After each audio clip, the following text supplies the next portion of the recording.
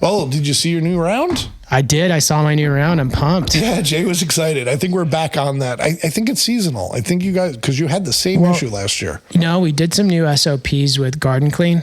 Okay. And 90% pass on the last one. Yeah, it was like 11, 12% out of 99. Yeah. That's 11 failed. Failed 11 samples. 95. Okay. Oh, 95? I thought it was 99. Thought it was 95. Okay, but either way, about a 90%, right? Yeah. That's great. We were really hurting there for a while. Yeah. So no, pumped on that. And I called Jay immediately after the micro came out. He called me first, yeah. So I was excited. Yeah, no, it's great. I mean, it's a big deal. It's a make it or break it, right? Yeah. So, why don't we just kick it off by you guys introducing yourself and giving us your background? I'm Parker. I am currently the scientific director for NV Cann Labs. I'm Guy Bertuzzi. I am director of business development for NV Cann Labs and been in the cannabis industry for 7 years in Nevada. Right on. Parker, what's your background? So I actually have been working here at this lab for 7 years now, and I pretty much started this job right out of college. Kind of started at the very bottom as a lab technician, and then worked my way up. What's your current role at NV Cann Labs? Currently, I'm the scientific director. I just got promoted, actually. He just recently got promoted, and well deserved, because Parker is one of the most intelligent individuals within the entire lab space. Because I used to own a magazine, I've worked with all the labs. He's been on since day one, and he's seen more than most labs, because turnover within our industry in Nevada has been crazy. Mm-hmm. He is 7 years with the lab, so he's seen things that no one else has seen in the labs. Nice, man. No, I appreciate you guys making the trip out from Nevada. I know it's a jaunt to get out here. Oh, it was a fun trip. I never heard of Ontario. Yeah. I want to go into why I think this podcast is important to do. When you're coming into cannabis state testing, it's a make it or break it for a lot of these businesses. I mean, you guys are the end all be all. Sometimes I know there's remediation, that could happen, or extraction, but for good quality flower and figuring out how these cultivators are going to pass these testing and SOPs and strategies on cleanliness and cleaning strategies, I think it's a really big deal to talk about, kind of what you guys do, your machinery, and kind of feedback or advice that you have for the cultivators out there that have to deal with these state regulated cannabis testing. So much respect. But can you just go over a quick overview of NV Cann Labs, what you guys do in Nevada, and go over some of the testing stuff? And Yeah, absolutely. So we basically act as the quality control department for the entire industry of Nevada, really.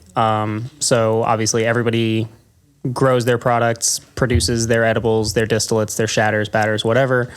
And then eventually it comes through either our door or one of the other labs' doors, and then that's before it makes it to dispensary shelves. So we're testing for the thing that is the most important, in my opinion, is all the safety testing. We test for microbials, heavy metals, pesticides, any residual solvents, things like that, things that could be dangerous to an individual who consumes the product. And then we also are testing for the potency and terpenes, which is more like the flavor and the actually whether or not it gets you high, that the consumers more maybe care about day to day. What's like the regulation for the state of Nevada when it comes to like batch sizing and pathogens that you're testing for? So we have in Nevada a 5-pound lot. So every 5 pounds, we take a 10-gram sample of that for flower, and we will run all of our entire suite of tests on those 10 grams for every 5 pounds. So harvest is what, like? Well, you're figuring that 5 pounds represents 7 to 10 plants. Right. So every 7 to 10 plants, we are taking a sample and we are doing all of those tests on it. And then if it passes, then obviously you can sell it. If it fails, then those 5 pounds you either have to remediate, extract, or retest. Nevada has the strictest. When Nevada released regulations and SOPs for testing in cannabis, they wanted to be the leader in the entire U.S. We're significantly more strict, which is not a bad thing. It's a good thing, but we're significantly stricter than a lot of other states. Which is, we want to make sure it's safe going out. You know, the microbials is a big part of the testing. That is, like you said, it's a make or break for the clients.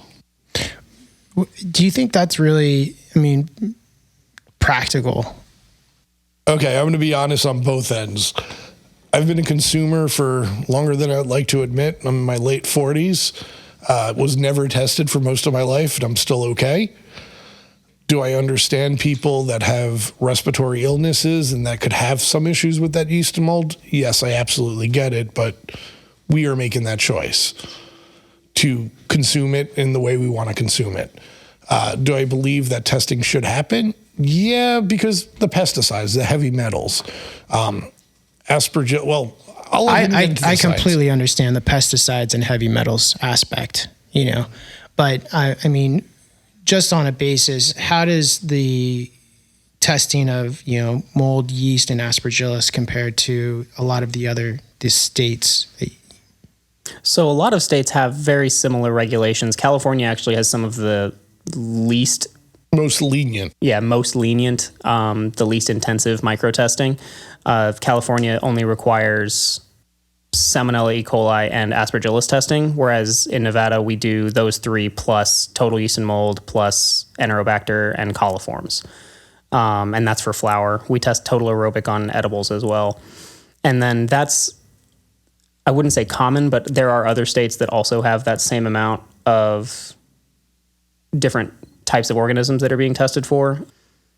Most of microbial testing is more dangerous for the immunocompromised people, for the medical market, than anything else. But that being said, it's not that it is not dangerous at all for a regular consumer. The safety testing a lot of the times is going to be to catch that one odd sample out that does actually have something very dangerous on it. And so it's kind of an abundance of caution more so than what is fully required for safety. Now, when you're talking about CFU counts, do you understand the difference between the CFU? Do you know the difference between the CFU counts compared to California? So from what I could find, California doesn't even use CFU counts in their regulatory testing. According to the regulations that I was able to find from California, they only test for a pass-fail, yes, no, is it there or not, for those 3, for Salmonella, E. coli, and for Aspergillus. Aspergillus, yeah. And yeast and mold. I didn't see yeast and mold. Oh, so they don't even test for yeast and mold. They don't even test for yeast and mold. That's a really common. Yeah, we have a lot of clients that come from California that think it's that easy to pass. We're working actually with another larger greenhouse that's in Las Vegas that they have consultants that are in from California and they don't understand why they couldn't pass. But because yeast and mold is prevalent within Nevada, that they had a lot more difficulty getting that bell curve right to start passing. Yeah, so they're in for a rude wake-up call when they go to test their cannabis in Nevada. Yeah. What about on the pesticide side? So for pesticides, I pulled the numbers and everything. California tests for way more pesticides and has has lower limits on across the board pretty much. California tests for, I believe, 66 different pesticides. Something like 15 of them are completely banned. If you find it at all, it's just failed, trashed. You can't even do anything with it. Nevada, we only test for 23. Okay. So, and of those 23, there are 5 that we have on that list of just like, if you see it, it's over. Everything else has a limit of what is potentially safe to consume because, to be completely honest, some pesticides are not that dangerous in some of the quantities that you'll find them at. But then, obviously, if you then concentrate that and turn it into a distillate, it's going to be, and you're concentrating the THC and the pesticides, which is going to potentially cause issues for a consumer at the end. Now, I'm all about the pesticide testing. I think it's really, really important. And having good, clean cannabis that's pesticide-free is vital. for the community. And I will say, in the 2 years I've been at the lab, and you've been there for 6, 7, have we seen many failures for pesticides?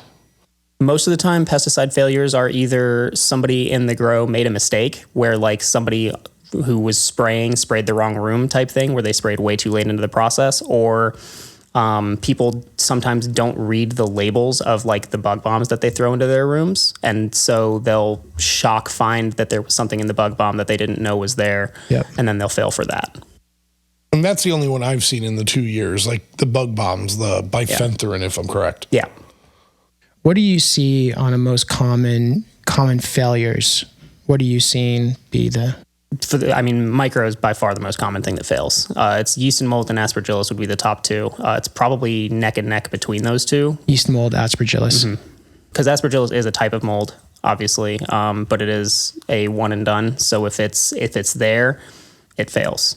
I mean, isn't Aspergillus on everything, essentially? Generally speaking, yeah. Aspergillus is pretty ubiquitous. There's a lot of kind of back and forth on whether or not Aspergillus testing should be required, whether it's actually really dangerous. The bottom line is that Aspergillus is dangerous as an organism if it's allowed to like actually take root in a person. Aspergillosis is a very, very serious medical condition. It's mostly going to be affecting people who are already immunocompromised. We're probably breathing in Aspergillus right now, having this conversation across from each other. I don't know if it's as necessary to test for Aspergillus outside of the medical market as it is for medical patients. That being said, the most common thing that Aspergillus makes that is actually dangerous is the mycotoxins that they produce, which we also test for separately. So I don't know if Aspergillus is something that should always be required. What do you mean you test for mycotoxins? Mycotoxins are a specific type of... It's a chemical that is basically it's a poison, really. It's a byproduct of Aspergillus and other types of mold. Their life cycle, basically, as they eat certain things, that's one of the things that they produce is mycotoxins, MYCO. So you test for the load on mycotoxins? We do. That's part of our pesticide testing, because it's just a chemical. It's not a living organism. It's a separate chemical that shows up very similarly to how pesticides show up. So it's basically tested very similarly to how pesticides are tested for. Nice. It's good to know. It's interesting. And we understand why CCB wants to test Aspergillus, but a majority of the industry, including us and most labs, wouldn't mind removing Aspergillus from the test list. Because when you look at something like garlic that's in the grocery stores, it is covered from head to toe. And I eat a lot of garlic being an Italian American.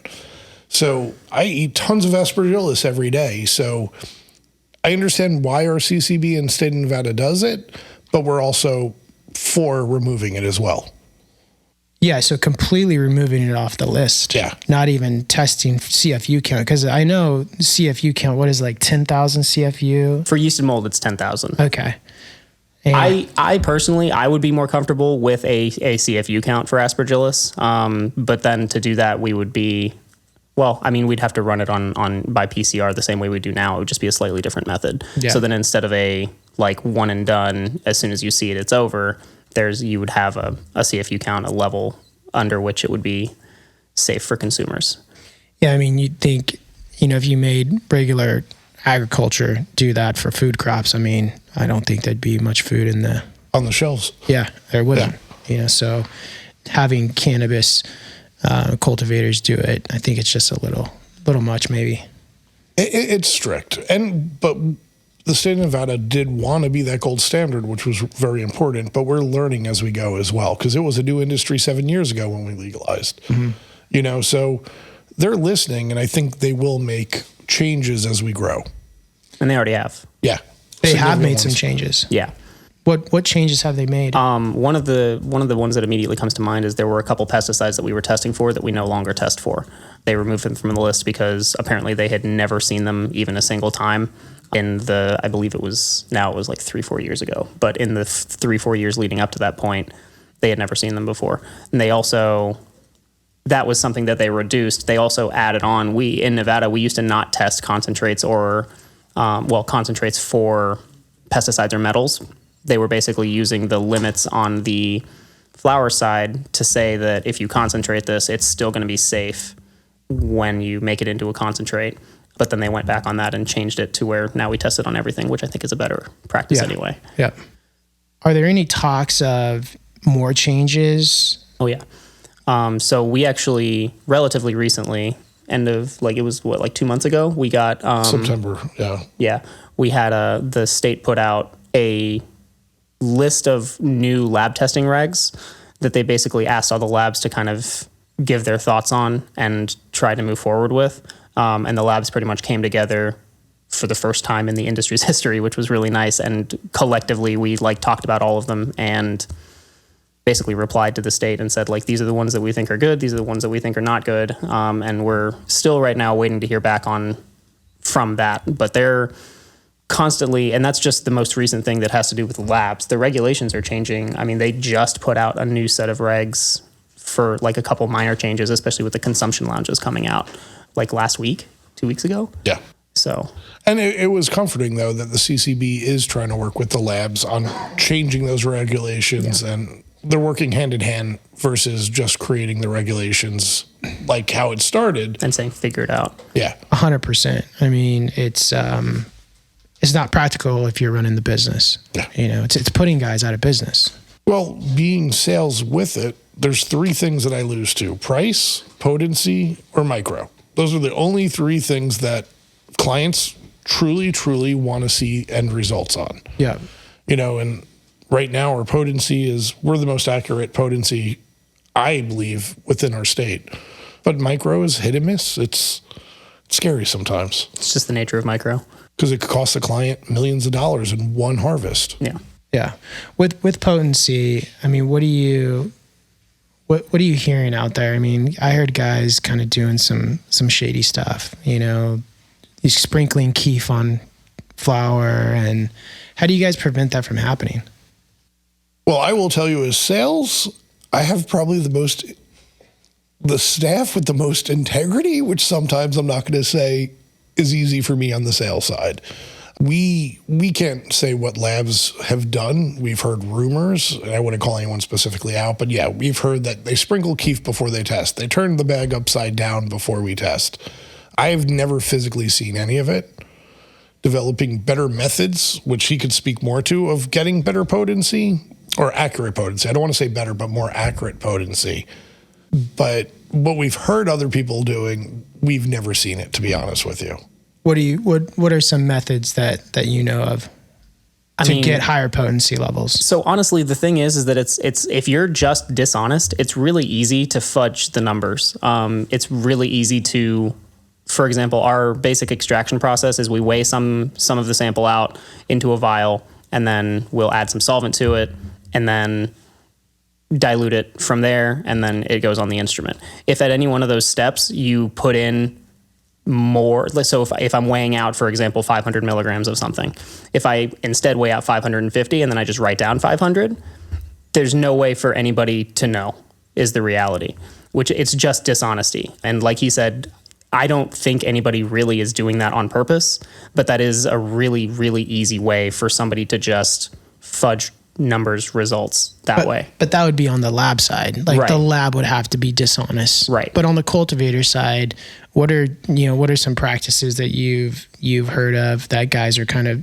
using to trick the test?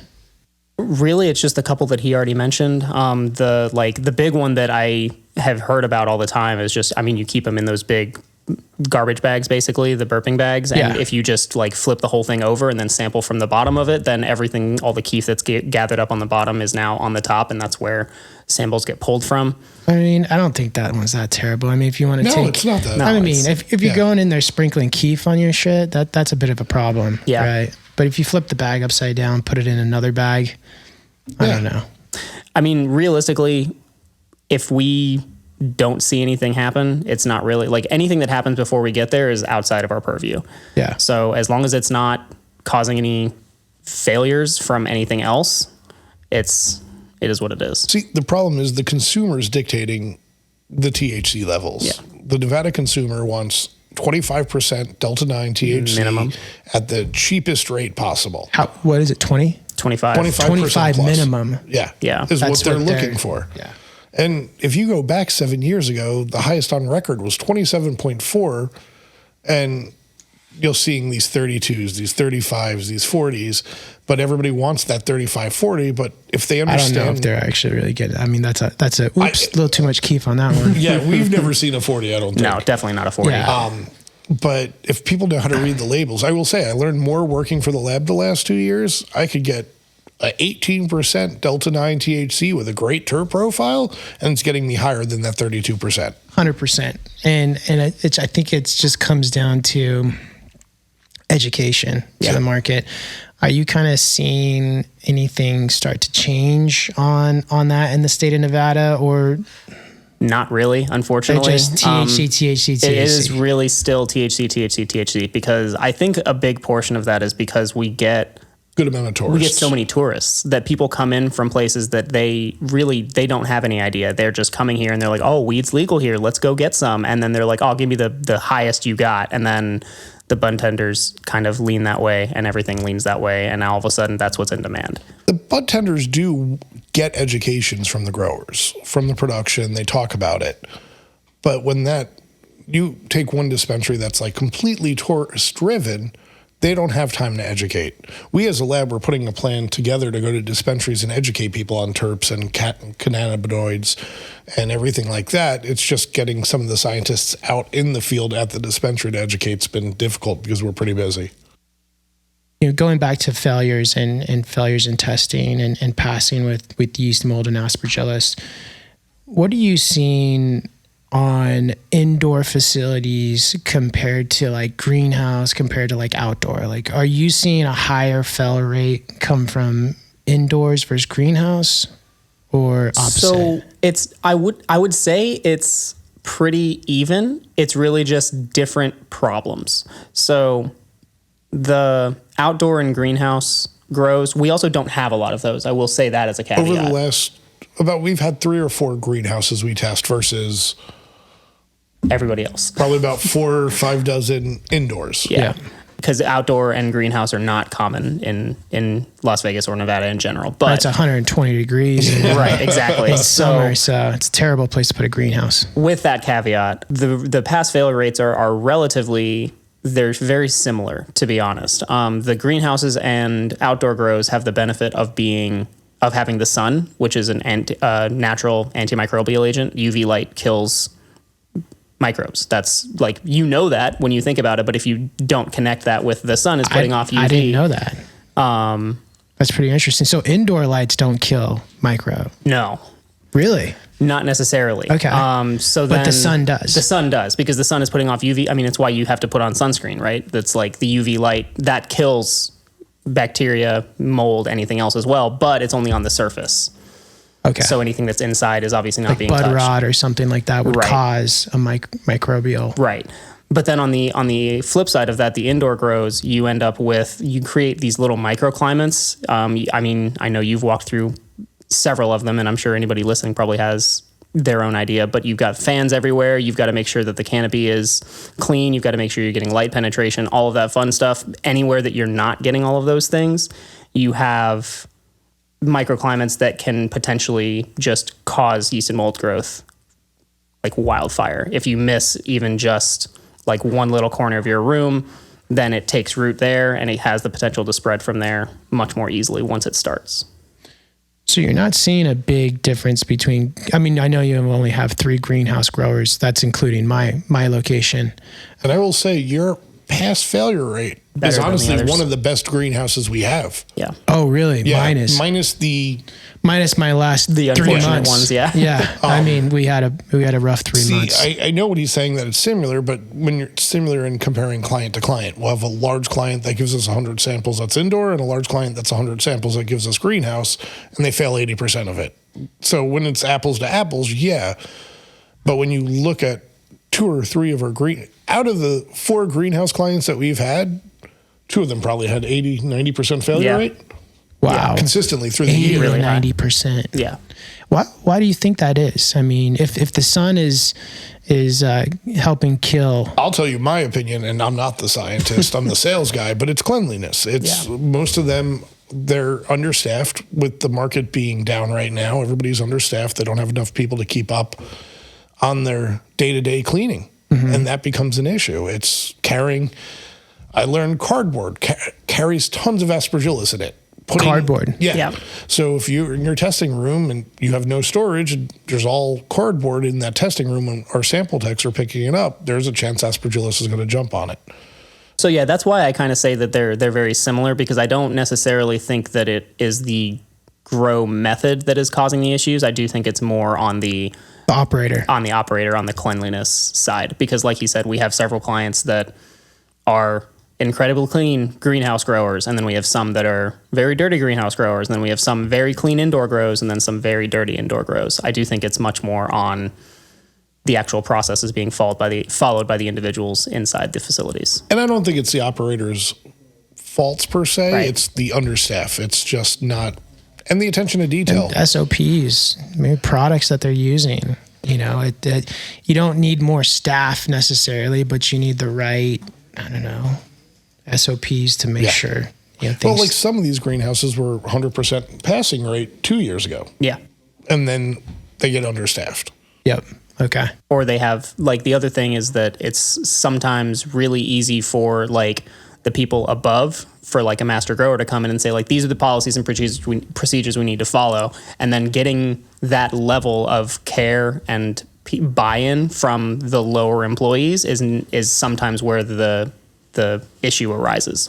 It's not that they don't know what they're doing. It's just that it's really easy to sit there and be like, oh, I don't need to change my gloves because I just touched this one thing. It's probably fine, when it's not. Yeah, I think a big reason why we are sitting at this table right now having a conversation is because we kind of built a relationship over the challenges that I had, right? You know, I have a almost 90,000 square foot facility that we operate, you know, mixed light greenhouse. I'm a big mixed light greenhouse guy, HPS. And you guys came out, I didn't know you offered this service, which is really cool. You guys came out to my facility and you did a bunch of tests. I wasn't there, but can you go over, Parker, did you go? Yeah. Okay. So yeah, I just hold the clipboard. He does all the work. So what did you do when you came out to my facility in Nevada? So really, we did what we call an environmental test. So we walk around, we offer the service to walk around and actually kind of go through the facility, go through the process, and basically take swabs and water samples of various things throughout the facility with a special eye of what are things, like the things that I'm looking for, or what are things that the people who are working here every day may not notice because it's just kind of faded into the background.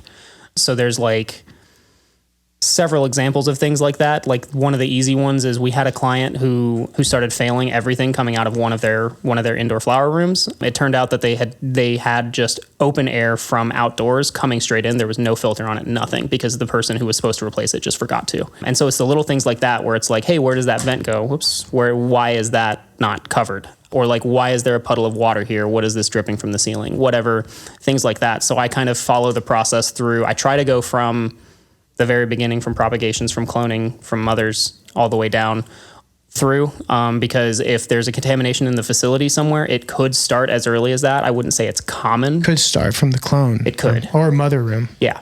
I remember it, and he's being humble. He plays Sherlock Holmes when he does it. He starts from the beginning to the end of the entire process, from the mom, the clones, straight through us testing. But one of the things that we noticed were the trays that you had that were pre-soiled already had yeast mold traces in them. The iHort trays. Yeah. You can be fully transparent on what you found at my facility. You know, I think you know, it's important to go over. Why don't you start from, you know, start to finish? What did you swab? Like, how do you do it? What did you find? Where could we use improvements? What were we doing well, and what were we not doing well? I think just go for it. Yeah. So, I mean, I followed the process all the way through. And so like the first thing we start in is like the propagation where the clones start. Cause I also never want to go backwards. Because if there's a problem, if you don't have a problem early and there is a problem later, you don't want to carry it back. So we follow through the actual direction that we're going. Right in propagation, the swabs that we use there, they come in just this buffer. We pretty much just swipe them across like a couple times, whatever we're swabbing. And then we keep the buffer, and then we end up testing it later. We plate it and run Aspergillus on it for our normal testing. But the start and propagation, the trays were really the big one, the pre-soiled trays. I didn't really expect to find anything in those. That was just kind of a thing where any outside things that you purchase pre-made, pre-packaged is always a good place to check, because we have seen soils have been a big thing before. We had one other person who had a cocoa that was riddled with microbes that they had to completely switch manufacturers. But from there, veg. And what did you find on my clone trays out there? I believe it was lot of yeast and mold. In the soil. So the actual cubes. The actual cubes, yeah. And that's one thing that's interesting, because we were passing pretty much 98%. Yeah. Right? Remember actually almost 100%. Yeah. Like, and we were barely. Like we were never failing. Yeah. Yeah. But something that we did change is, for leaning down operation and saving money, we went from the Grodan 1.5 inch cubes to the iHort prefab blocks, trays. Right. And so you're saying that you found a substantial amount of yeast and mold on that. And now, can that from those trays, can it just start growing from there and really become a bigger issue from such a small cube? You would think, right? You would think that, hey, this little small cube is really not going to cause me any problem, right? So two answers. The short answer is yes. The two kind of edges of that are, number one, it's not necessarily the actual cube itself. It's that if you have a person who touches it, maybe they put a clone into that one cube, and then all of a sudden it's on this hand, and then they go touch something else. Well, now it's wherever they touched the second time. And then somebody else comes over and touches that same thing that the person touched, and then it carries it further away. It's kind of following that chain that can really, that's why the whole facility cleanliness is so important, is that it's not necessarily the cubes themselves. It is that's where it starts. And then from there, it gets carried everywhere else. And it starts growing. Right. And then the other side of that is that the cube can, if you're keeping that same cube all the way through the process, because a lot of times you have that cube, the clone's root, and then you basically transfer that into some other media like a rock wool.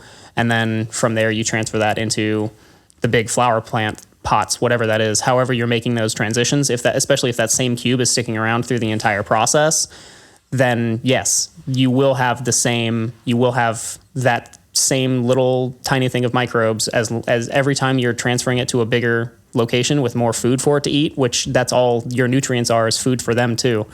So as it transfers through, you get more and more growth, and bacteria and mold grows exponentially. So it can become a very big problem. Now, I know we were working on, because I'd really like to keep using those iHort trays. And I know we were talking about doing some testing with using hypochlorous acid, like our Cleanse product at Athena.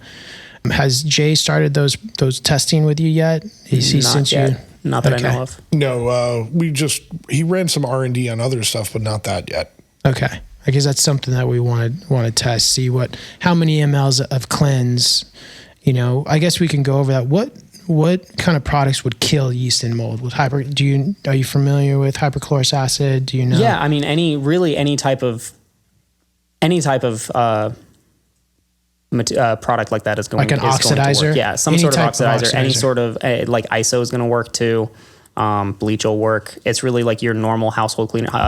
Hydrogen peroxide. Okay, will work. So an oxidizer. Yeah, cool. Really anything that can get inside. The biggest key with your cleaners is something that they didn't know at your facility, and that I've just had the conversation at the other facility we went to yesterday. Don't use 99% ISO. Don't use like fully concentrated bleach.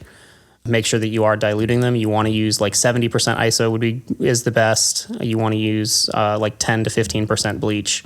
Why is that? So microbes will, if they actually detect a hostile environment, which is what effectively you're making for them, they will lock up and not let anything inside them.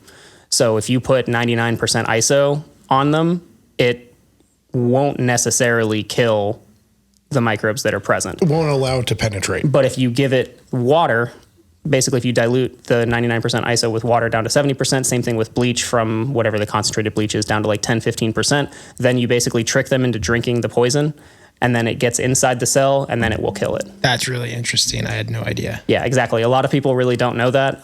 That's one of the things that I've been making sure to mention at everywhere that I go, is because that's a big thing. They're like, oh, we're using 99%. It's got to be good enough. And it's worse actually than using the 70%. Wow. And I will tell you, our former CSO, great scientist, swore by your cleanse. That's how I learned about Athena and your products. Nikki, she swore by your cleanse. Yeah. Like all of our clients, she would always recommend it right up to harvest. Yeah, I remember when I called you, and I thought you were kind of pulling my chain or something. She thought you were like Walt Disney if you're a Mickey Mouse fan. Yeah, she was a big fan. No, that was cool. Yeah. That was super cool. So let's keep going. So we test the clone trays, find some yeast and mold. That's a concern, right? You know, I think moving forward, let's work on let's do some cleanse test. Maybe we'll try it at 10, 20 mLs per gallon. We'll dunk them, and then maybe we'll send in a tray to you. Do you want the whole tray or just a cube? Probably a couple cubes. Okay. So because the other thing is that sometimes what'll happen is that for other uses that those cubes are for, they don't care as much about microbes. So it's not necessarily that they'll always be bad, but maybe the particular pallet that you got this time was not as clean as other ones. I've seen that happen before, where it was just like a single pallet of whatever new material it was bad. Okay. But if it's as easy as just adding a quick cleanse trench, then that would be. Okay, I'll make sure that Jay gets that over to you. Yeah, for sure. And maybe we'll do like 10 mLs, 20 mLs, and 30 mLs. I like hypochlorous acid because it's not harsh on the plant. Right. If you use like a parasitic acid, like a xerotol or something, it's just a little harsher on the plant. So I'd really like to see if we can get it done with a hypochlorous. Yeah, for sure. Okay, so let's move on. Where are we going next? Where did you test next? So after that was veg, straight into veg, which I'm trying to remember, I think was the first greenhouse area. Yeah. So in there we grabbed, I also like to take water samples throughout, because one really common thing that happens is you get a water, like a biofilm in your water supply somewhere. It's not necessarily like at your RO tank, but if it is, then that's where everything is coming from.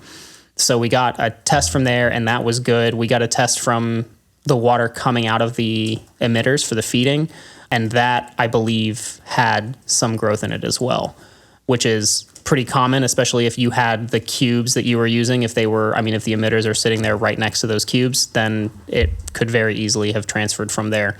But cleaning the emitters when you use them, the feeding lines, whatever, I would say not even cleaning them, replacing them would be the best option. But barring that, definitely making sure that you clean them thoroughly between each usage.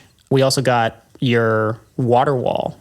The wet wall. Yeah, I was going to ask you. Which we all thought that was going to fail. And it didn't. It didn't. It didn't fail. It did not, which surprised the heck out of me. You know, what we do is we use 4 mLs of reset. So 4 mLs of reset, which is parasitic acid. Well, we dump 4 mLs per gallon in our res tanks, probably about once a week.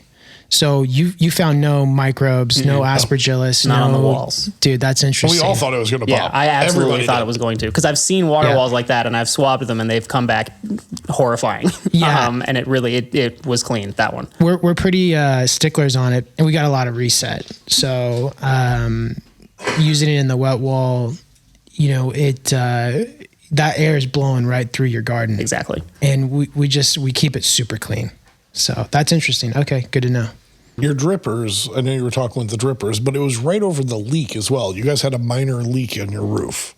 You know, I think it was condensation. Oh, was it the condensation? Whatever it was, because that was one of the big things. There was a puddle on the floor, and then you look up, and there was it was dripping from the ceiling of where the greenhouse meets. Mm-hmm. And that did have Aspergillus and yeast and mold in it. Okay. Which makes perfect sense to me. That's one of those things that, like, anytime, if you have an enclosed environment, if you're not fully growing outdoors, anytime you have something from outside coming in unhindered or through a channel that it's not supposed to, you're almost certainly going to be seeing failures because of that. So that did pop. We made it all the way down. I mean, we went through veg. I don't believe there was anything crazy in veg or in the flower rooms. What did you find in the drip emitters? You found yeast and mold? Yeast and mold, yeah. Did you find anything in the cocoa? Was the cocoa okay? Did you test it? We did. I don't think there was anything in the cocoa. That's Pull great. out the laptop. Yeah, I was going to say I don't have the... I don't think I could get the results. I could pull up my laptop while you guys talk. Yeah, while we talk, throw it up. Because then I could tell you for sure what everything was that we had. We did test the cocoa. I remember doing it. I don't remember specifically finding anything. I'm trying to remember exactly what the problem points of everything were. I remember the water drip from the ceiling was a big deal.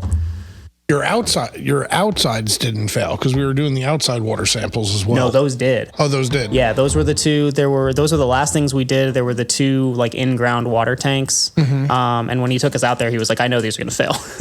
Yeah. And then they both did. One of them actually didn't have Aspergillus though, which I thought was interesting. The other one did. Mm-hmm. None of the area around your construction really had anything, which surprised me as well, because that's also usually a major source of problems. But there wasn't really anything around the door or the walkway there, or like just on the other side. There wasn't really anything too crazy. Did you test my drains? Yes, the drains pretty much consistently have all sorts of growth, which is not necessarily an indicator of failing samples, because what you get in your drains is the culmination of everything coming through your facility ends up in those drains. Yeah. So if it's in the drains, that does not necessarily mean that it would have come from the plants. It could have come from, the floor that you're standing on. If somebody kicked it into there and then it just grows because there's now a steady stream of nutrient water coming at it. Mm-hmm. So have you seen drains kind of be a problem with failures in indoor and greenhouse facilities? Not really. Okay. Because like I said, it's kind of the culmination of everything. And it's not just the culmination of the stuff that you're actively trying to keep clean. It's also, like I said, when you just walk over it and you kicking stuff into it, mm-hmm. any of that could also be failing. But the actual drains themselves, I would say that it's a point of interest. I wouldn't say it's a point of concern. Okay. Because it's possible to have perfectly clean drains, obviously, but it's not necessarily going to cause, like, it's not going to be an indicator that you are failing. It's more, we could be doing a little bit better. What'd you find in the flower room? I don't remember. Okay. All right. We'll be there in a second. Yeah. But I will say, I love your facility. I will take a ride out with the sample techs, because it's about a 2.5 hour ride. Yeah, it's a 2. Yeah. Love the little town and everything. But you guys are, for an outdoor greenhouse, you guys are really clean. Even with having difficulty getting staff because you're so far away from the major cities. Mm-hmm. You guys are spotless, and I love your growers and I love your team. Thanks. No, I appreciate that. Yeah. And your flowers fire. Thanks. Absolutely fire. I think my favorite's your Florida Sunrise. Oh, that's the Jungle Boy cross. Is it? Yeah. I love that strain. Nice. No, it's awesome. You know, what was interesting is what you guys found in the post-production. Yeah. That was surprising and eye-opening. It was a big deal because you did all the work, you've grown it, your grow room's clean, and then you get into post-production and that's where you pick up your yeast, mold, and Aspergillus. That's really common, actually. The post-production is almost certainly where like the vast majority of failures come from, in my experience, because it's kind of a scenario of you can be super clean through your entire facility, but if you mess up one time, then everything before post-production, you just have one failing sample. But then as soon as you make it to post-production, you make it to your trim room, your dry room, things like that, where you're not necessarily keeping everything as separated as you otherwise would. All it takes is that one failure. If you run that at the beginning of the day and then it blows out dust, spreads all over the entire room, and then everything from that entire day could potentially fail. So that's why I definitely pay extra attention to like trim rooms and really anywhere that we will come into contact with for testing. So like the rooms that we do testing in as well, a lot of times they're not necessarily as clean as they could be, or as they're keeping the rest of the facility, because they're like, oh, all we're doing in there is testing. But if everything was clean up until that point, and then it falls on it right before we grab it to test it, then it's still there. Like we can't tell when it got there. So I'll tell you a fun story while he pulls that up, though. We actually had a client that was failing for yeast mold, and we did their entire facility. We were testing. We swabbed everything. We even did the laundry machine. And we realized one of their employees was bringing the laundry home to the washer dryer. She was getting paid extra to be able to wash it at home, was cleaning it, but nobody washed the laundry bag. So every time they put all the clean clothes back in the laundry bag, all the lab coats and everything were getting covered in yeast and mold. It was just such a unique situation that no one's thinking of the laundry bag when everything else is being done correctly. You know, I thought that was fascinating. No, it is, and it's eye-opening. Yeah, you know, something just as minor as that. Yeah, you really got to look at everything. Yeah, it's but the microbials, the yeast mold, the Aspergillus, we live or die by it, because clients are like, oh, if I go to another lab, we'll pass. It doesn't work that way. But it is also luck of the draw, because like he said, for 5 pounds, we're taking 10 grams. Mm-hmm. So 2 of those plants could be dirty, 7 of the other plants could be clean. It's that 10 grams that we're grabbing is the luck of the draw. Yeah. Yeah, it's definitely one of those things that, like, people will say to us a lot of the time that, oh, when I retested those samples, it passed at the other lab. And I can tell them that happens to us too. Like if somebody tests at another lab and then we get the retest from them, most of the time, like 95% of the time, we pass those samples too. Yeah. So it is just kind of the nature of micro, because it's not like a homogeneous mixture that you're talking about. You're talking about individual organisms that you're looking for. And if we grab the bad bud, where we're grabbing 10 grams, like you said. So out of 5 pounds, if we grab the 10 grams that are dirty and there's 10 grams on the other side of the bag that were clean, and the other lab grabs those, then you're not going to fail. Yeah. So it's an imperfect system, but there's also not really a better way to do it that is cost effective.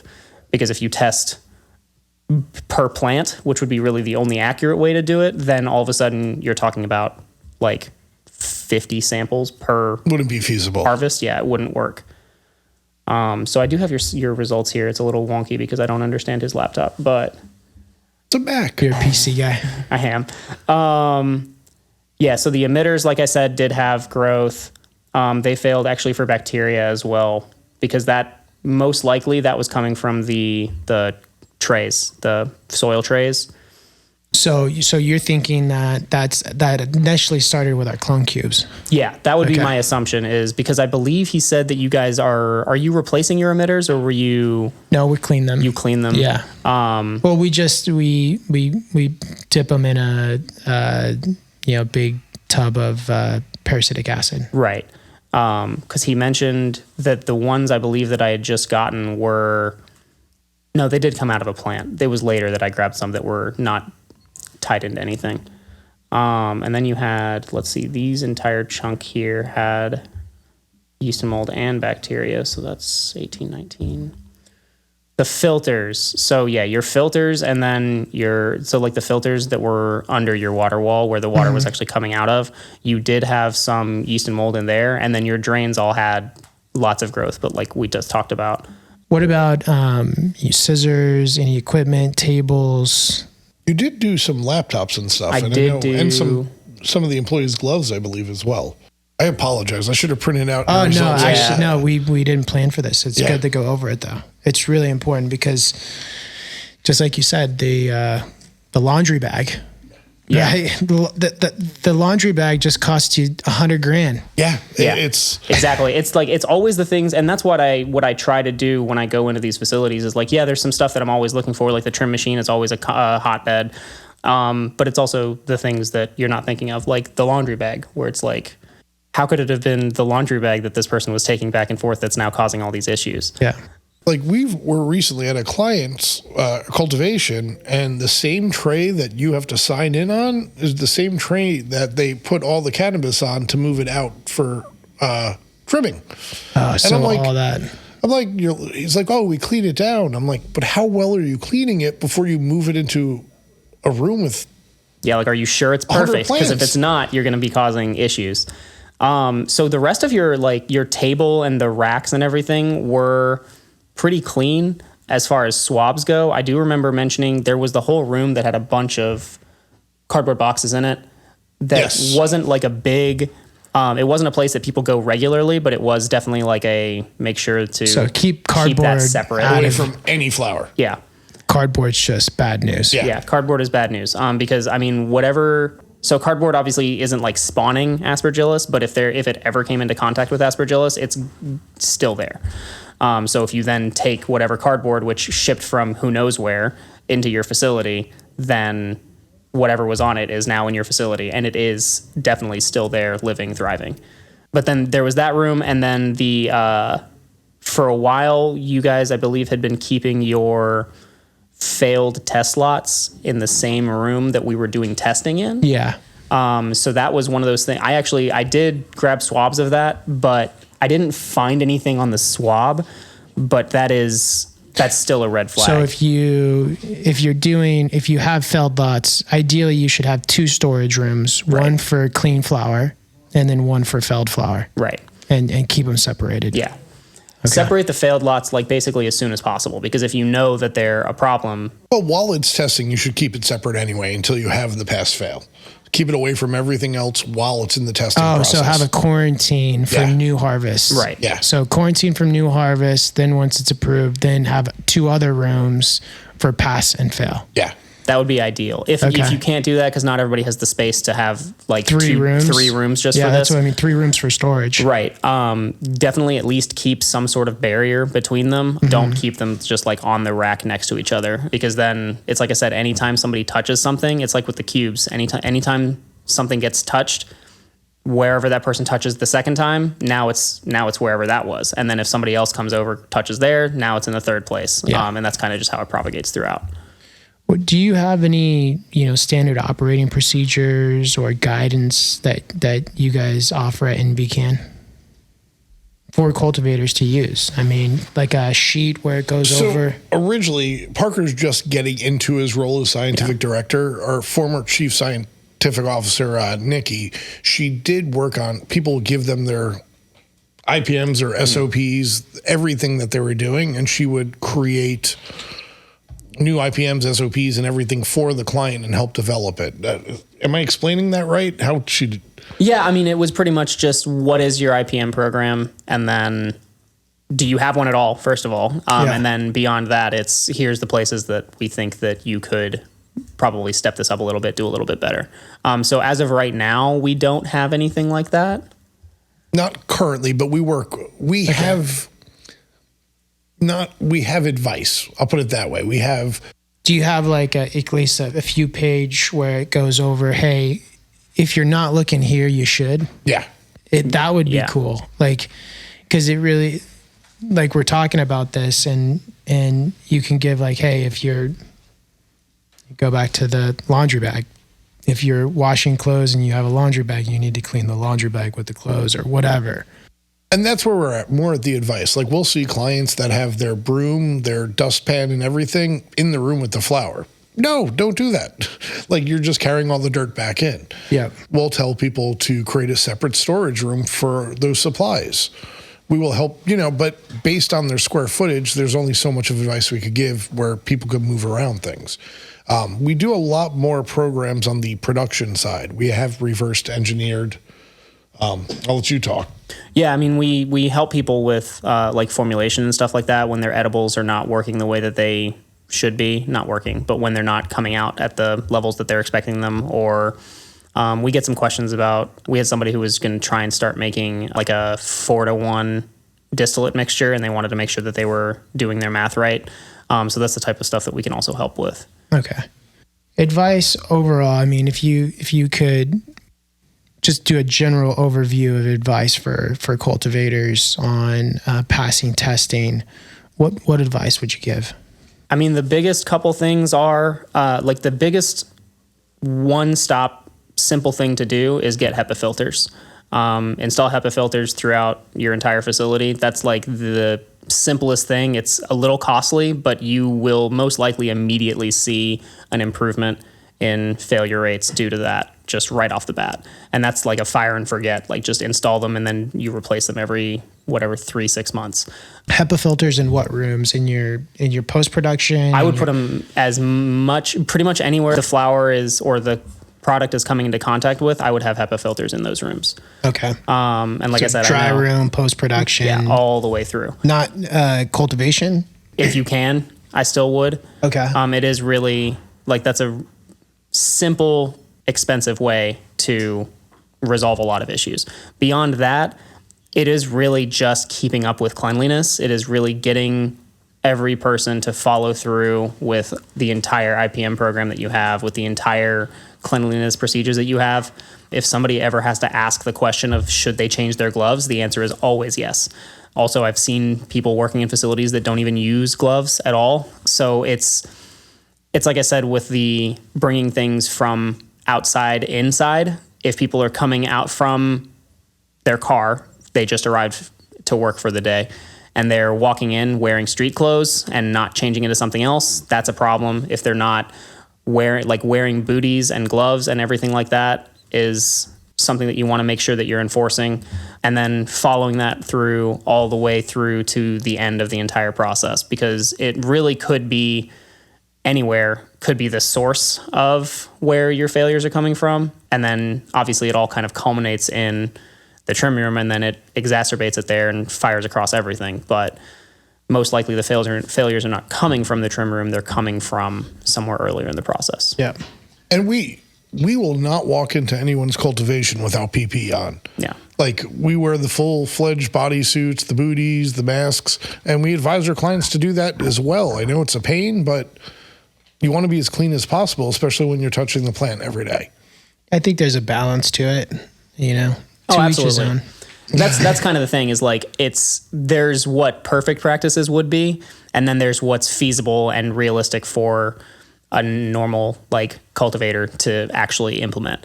And so everything that I'm saying is like, oh yeah, you should wear a full bunny suit, glove up, mask up, like get your freaking goggles on, just like don't even have any sort of contact with the outside world.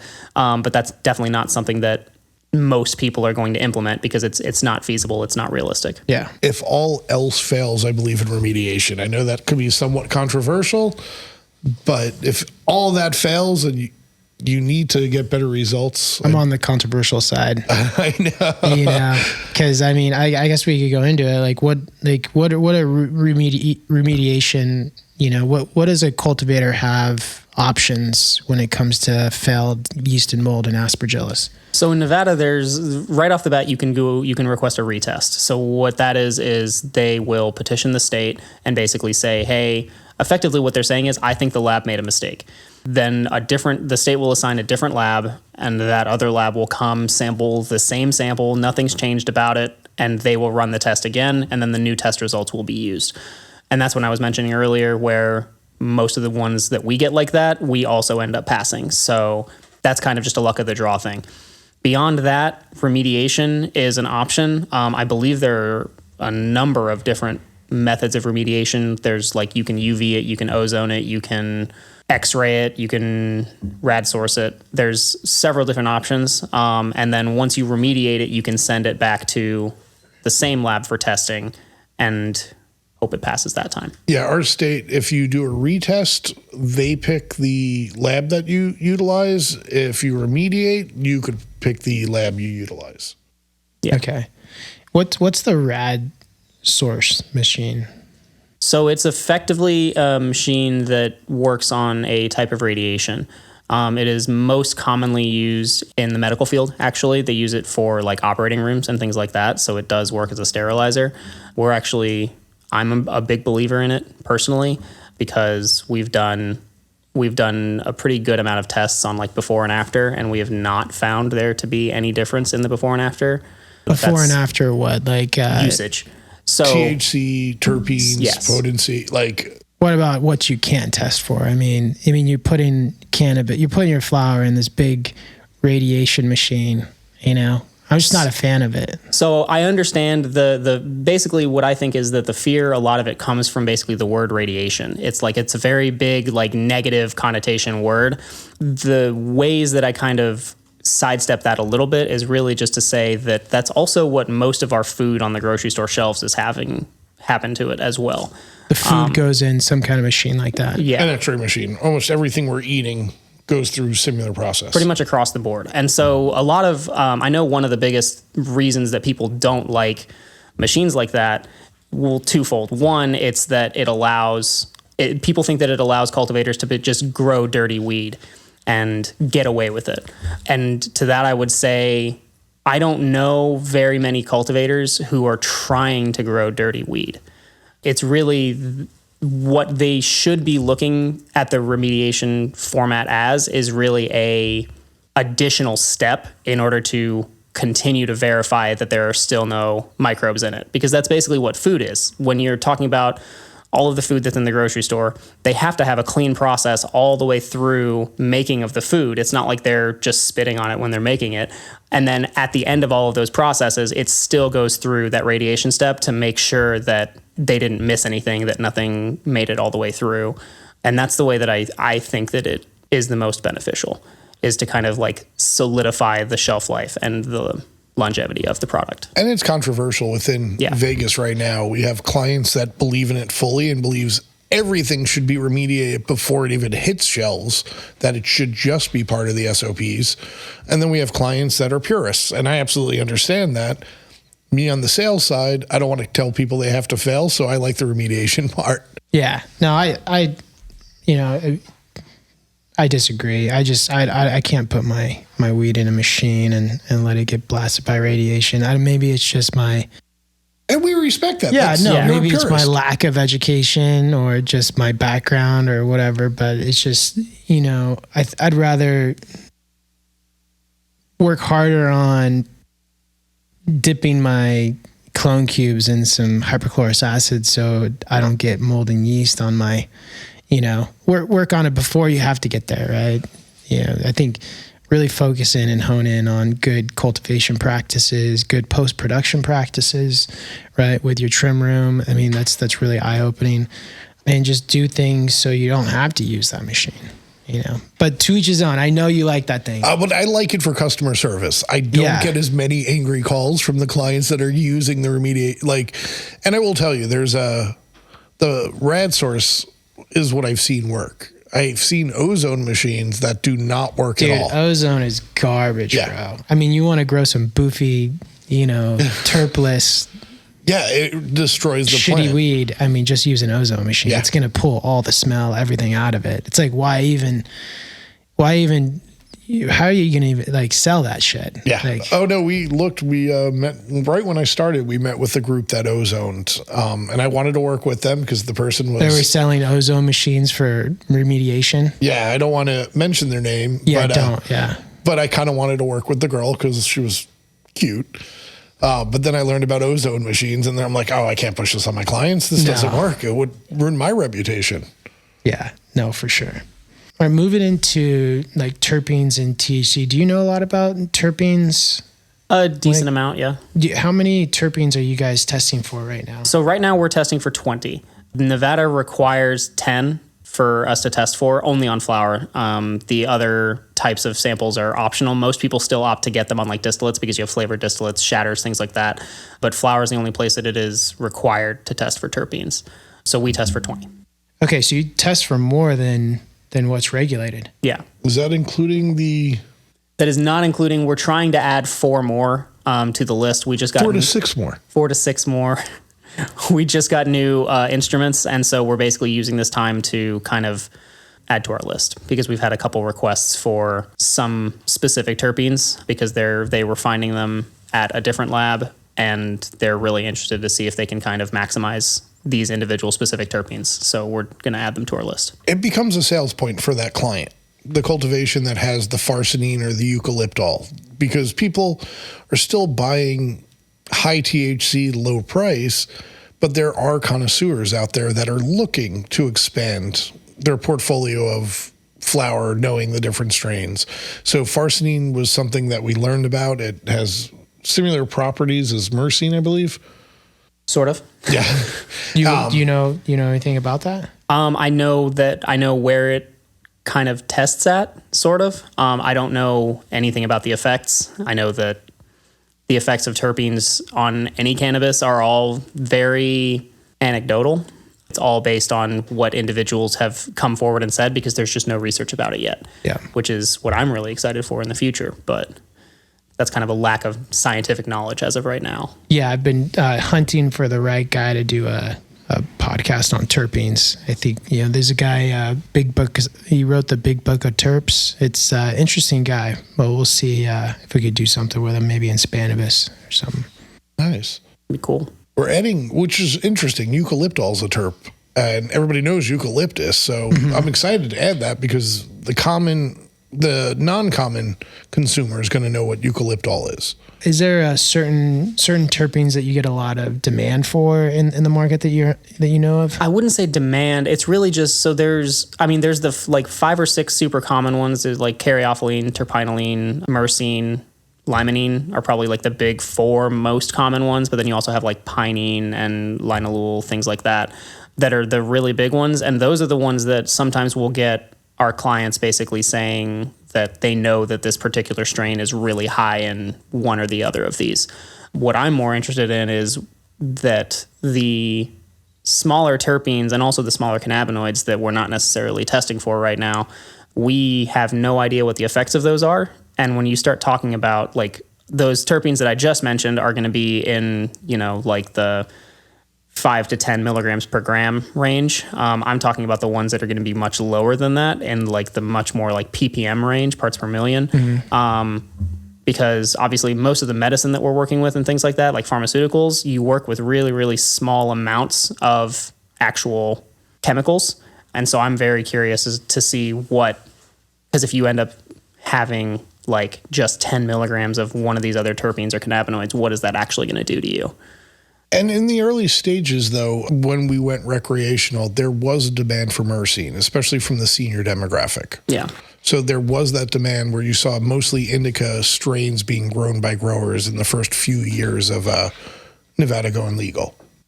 And you kind of said that it's kind of come off now, or? Yeah, it's more varied. It's right when we went from medical direct, there was a giant senior market. I believe 65% of our consumers at the time were 55 plus. Oh, okay. And tourism wasn't kicking in. We were actually very sustainable on local buys at the time, which was really encouraging. But once tourism kind of kicked off and Planet 13 and the ones that are catering, it kind of skews the numbers in the sense that the bigger picture is a lot more varied. Okay. I know they had some new changes with lounges in Nevada. What is that about, and are they active now? They should be opening up any week now. Yeah, very Planet soon. 13 is opening up their lounge on property. It's supposed to be amazing. And then Thrive is opening theirs, which is right now next to El Dorado Cantina behind Resorts World. They've both been approved. I believe county's just finishing signing off, and they should be open in the next week or two. And nothing's happening in any casinos? No. Federal has to go. The original laws when they did applications for cannabis, you had to be 1,000 feet away from a school, 1,000 feet away from a casino. But some of that's relaxed based on, because we're city or county, they have relaxed some of those rules because the Thrive dispensary is right across from Resorts World, and it's convenient, and it should be convenient for the tourists. They don't need to go to the suburbs to be able to buy and consume, so it should be convenient for them. Yeah, I think that's going to, whatever that changes, it's going to completely change the Nevada market.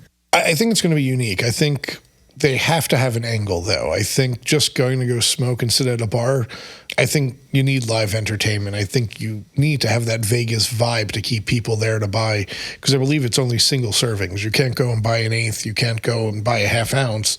You could go buy a pre-roll. You could go buy a dab. Oh, really? Single servings? Yeah. That's going to be difficult. Yeah. And then there's no alcohols allowed. Yeah. So, which I understand, but you have to find other areas of revenue to make them successful. Something like Planet 13 is a sight to be seen. Yeah. But to have old video games or to have a comedian or something, that live entertainment to bring them in as well and keep them there. Yeah. I think the market's just being held back because not every, you don't want to go off the strip or go out of the casino to go buy cannabis, you know.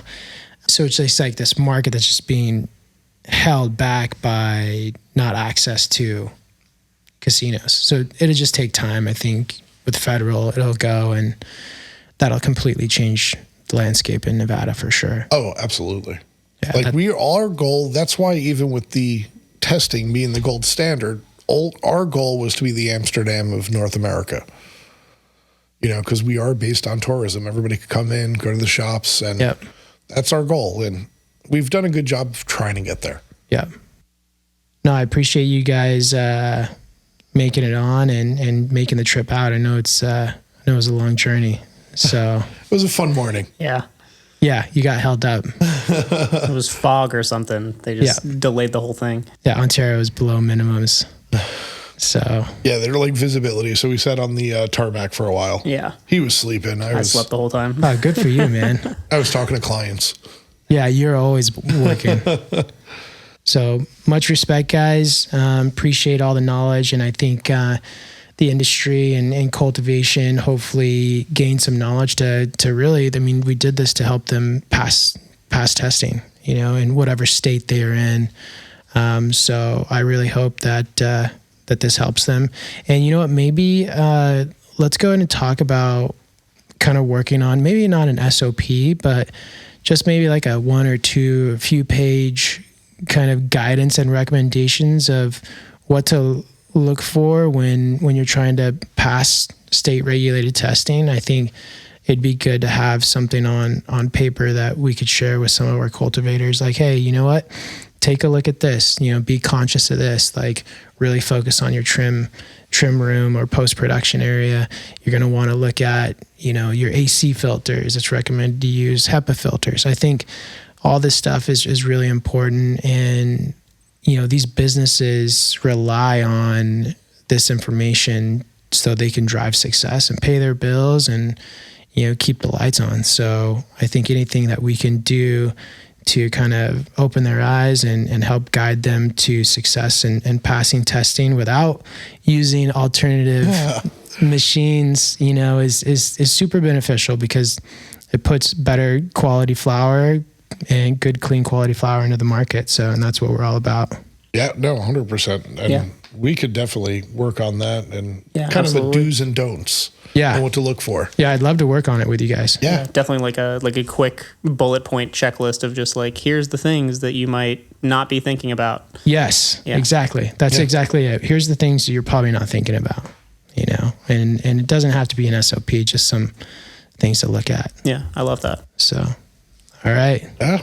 Thank you for having us. Yeah, seriously. Thank you so much. It was exciting. No, this was informative. I learned a lot. So good. We appreciate it. Thanks, guys. Thanks. Yeah. See ya.